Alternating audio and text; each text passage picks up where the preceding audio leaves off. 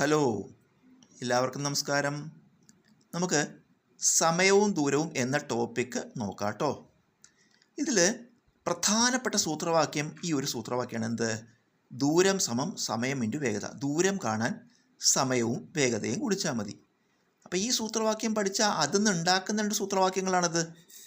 അപ്പോൾ ദൂരം കാണാൻ സമയവും വേഗതയും ഗുണിക്കുക. അപ്പോൾ സമയം കാണാൻ എന്ത് ചെയ്യണം? ദൂരത്തെ വേഗത കൊണ്ട് ഹരിക്കണം. സമയം സമം ദൂരം ബൈ വേഗത. അതുപോലെ വേഗത കാണാനോ ദൂരത്തെ സമയം കൊണ്ട് ഹരിക്കണം. വേഗത കാണാൻ ദൂരം ബൈ സമയം. അപ്പോൾ ഇത് പഠിക്കാനുള്ള എളുപ്പം എന്ന് വെച്ചാൽ ദൂരം എന്ന് പറഞ്ഞാൽ നമുക്ക് സാധാരണ ദൂരമല്ലേ വലുത്.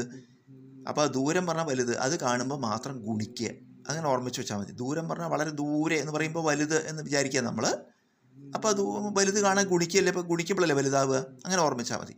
അപ്പോൾ ദൂരം സമം സമയം ഇൻറ്റു വേഗത. മറ്റേത് കാണാനും വലുതിനെ ചെറുതുകൊണ്ട് ഹരിക്കുക. അപ്പോൾ സമയം കാണാൻ വലുതേതാ? ദൂരത്തെ വേഗത കൊണ്ട് ഹരിക്കുക. വേഗത കാണാൻ വലുതേതാ? ദൂരത്തെ സമയം കൊണ്ട് ഹരിക്കുക. ഇനി നമുക്ക് ചോദ്യം നോക്കാം കേട്ടോ. ഒരാൾ 6 മണിക്കൂർ കൊണ്ട് 420 കിലോമീറ്റർ ദൂരം സഞ്ചരിക്കുന്നു.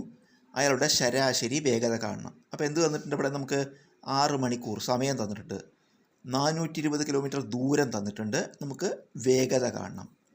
വേഗത കാണാൻ നമ്മളിപ്പോൾ സൂത്രവാക്യം പഠിച്ചു. ദൂരം ബൈ സമയം. ദൂരം എത്രയാണ്? 420 കിലോമീറ്റർ ബൈ സമയം എത്രയാണ്? 6 മണിക്കൂർ. ഹരിക്കുമ്പോൾ 7 6 42 ഒരു 0, 70 കിലോമീറ്റർ പ്രതി മണിക്കൂറാണ് വേഗത. ഇതുപോലെ നമുക്കൊരു ചോദ്യം നോക്കാം. ഒരാൾ 8 മണിക്കൂർ കൊണ്ട് 640 കിലോമീറ്റർ ദൂരം സഞ്ചരിച്ചാൽ അയാളുടെ ശരാശരി വേഗത കാണുക. വേഗതയാണ് കാണേണ്ടത്. വേഗത കാണാൻ ദൂരം ബൈ സമയം. ദൂരം എത്രയാണ്? 640 കിലോമീറ്റർ ബൈ സമയം എത്രയാണ്?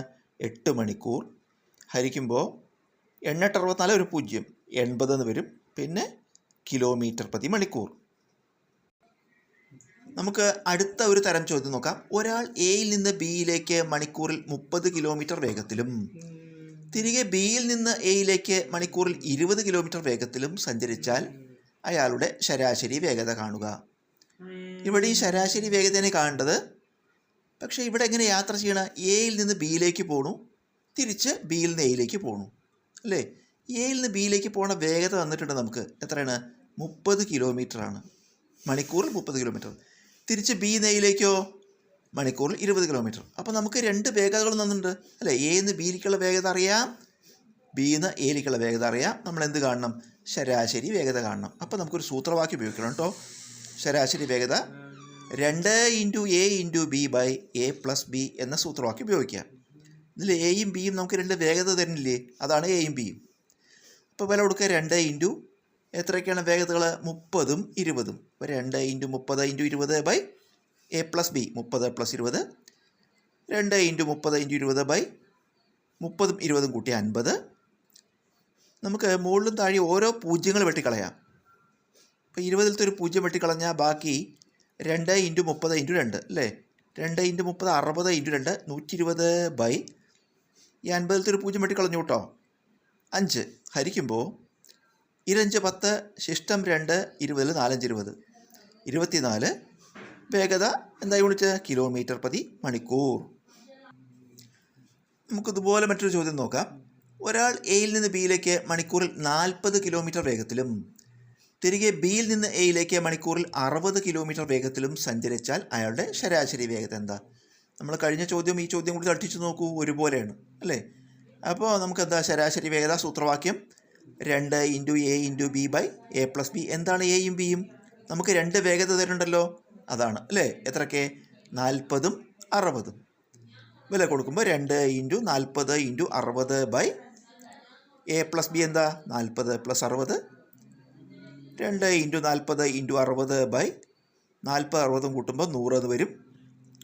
നമുക്ക് അതിൽ അംശത്തിൽ 2 0 ഛേദത്തിൽ 2 0 വെട്ടിക്കളഞ്ഞാൽ മുകളിൽ അംശത്തിൽ പിന്നെ എന്താ ഉള്ളത്? 2 4 6 ഉള്ളൂ. അപ്പോൾ 24 8 8 48. ഛേദമല്ലല്ലോ, ഈ 2 0 വെട്ടിക്കളഞ്ഞാൽ പിന്നെ 1 ഉള്ളൂ. അപ്പോൾ ഉത്തരം 48 കിലോമീറ്റർ പ്രതി മണിക്കൂർ. നമുക്ക് അടുത്തൊരു മോഡൽ നോക്കാം കേട്ടോ. മണിക്കൂറിൽ 30 കിലോമീറ്റർ വേഗത്തിൽ സഞ്ചരിക്കാൻ സാധിക്കുന്ന ഒരാൾ രാവിലെ 9 മണിക്ക് യാത്ര പുറപ്പെട്ട് ഉച്ചയ്ക്ക് 2 മണിക്ക് യാത്ര അവസാനിപ്പിച്ചാൽ അയാൾ എത്ര ദൂരം സഞ്ചരിച്ചു? നമുക്ക് എന്തെല്ലാം തന്നിട്ടുണ്ട്? മണിക്കൂറിൽ 30 കിലോമീറ്റർ വേഗത തന്നിട്ടുണ്ട് അല്ലേ? അപ്പോൾ വേഗത 30 കിലോമീറ്റർ പ്രതി മണിക്കൂർ, അതായത് മണിക്കൂറിൽ 30 കിലോമീറ്റർ. സമയം പറഞ്ഞിട്ടുണ്ട്. എന്താണ്? രാവിലെ 9 മണിക്ക് പുറപ്പെട്ടു, ഉച്ചയ്ക്ക് 2 മണിക്ക് എത്തി അല്ലേ? 9 AM പുറപ്പെട്ട് 2 PM എത്തി. അതാണ് സമയം. 9 AM to 2 PM. എത്ര മണിക്കൂർ വരും? 9 കഴിഞ്ഞാൽ 10, 11, 12, 1, 2 5 മണിക്കൂർ വരും അല്ലേ? 5 മണിക്കൂർ, 5 hours, 5 മണിക്കൂർ വരും. അപ്പം നമുക്ക് വേഗതയും സമയം അറിയാം അല്ലേ? എന്താ കാണേണ്ട? ദൂരം കാണാൻ സൂത്രവാക്യം സമയം ഇൻറ്റു വേഗത, വില കൊടുക്കുക. സമയം എത്ര? 5 ഇൻറ്റു വേഗത എത്ര? 30. 5 ഇൻറ്റു 30 150 എന്ന് ഇട്ടു. ഇത് ദൂരമാണ് കേട്ടോ. ദൂരത്തിന് എന്താ യൂണിറ്റ് എഴുതുക? കിലോമീറ്റർ.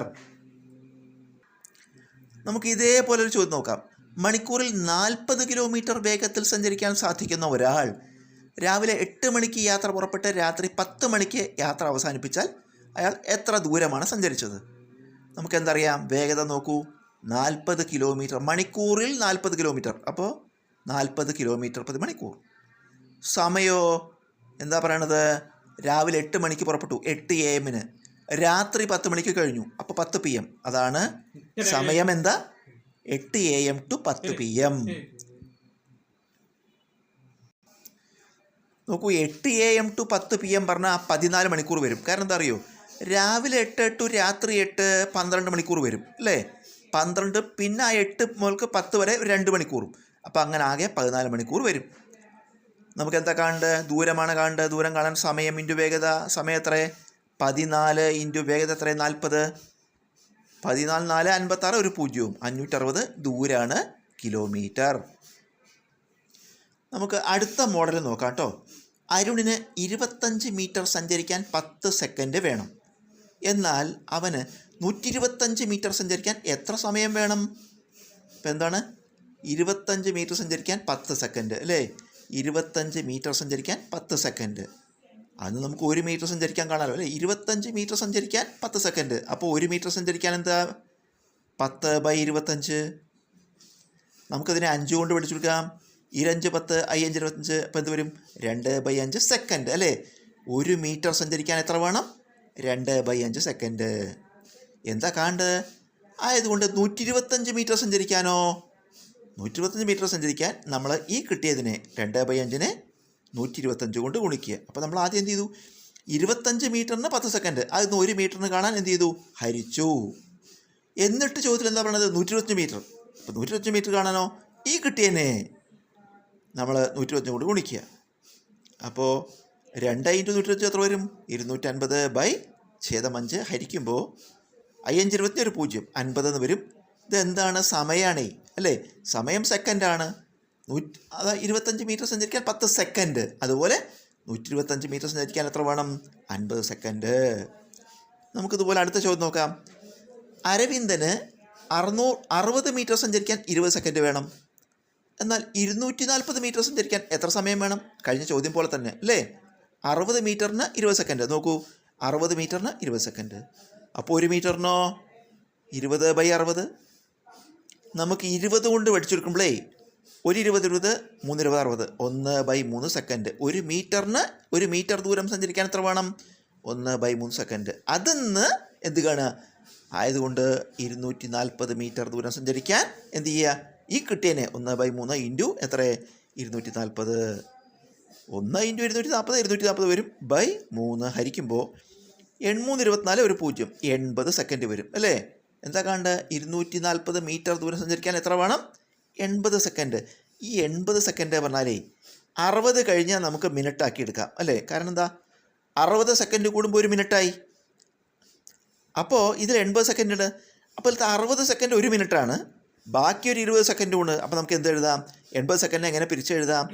1 മിനിറ്റ് 20 സെക്കൻഡ് എന്ന് എഴുതാം. കാരണം 80 പറയുമ്പോൾ 60 കൂടി. ഈ 60 സെക്കൻഡ് 1 മിനിറ്റാണ്. അപ്പോൾ 1 മിനിറ്റ് ഉണ്ട്, ബാക്കി അതിലൊരു 20 സെക്കൻഡ് ഉണ്ട്. ഉത്തരം 1 മിനിറ്റ് 20 സെക്കൻഡ്.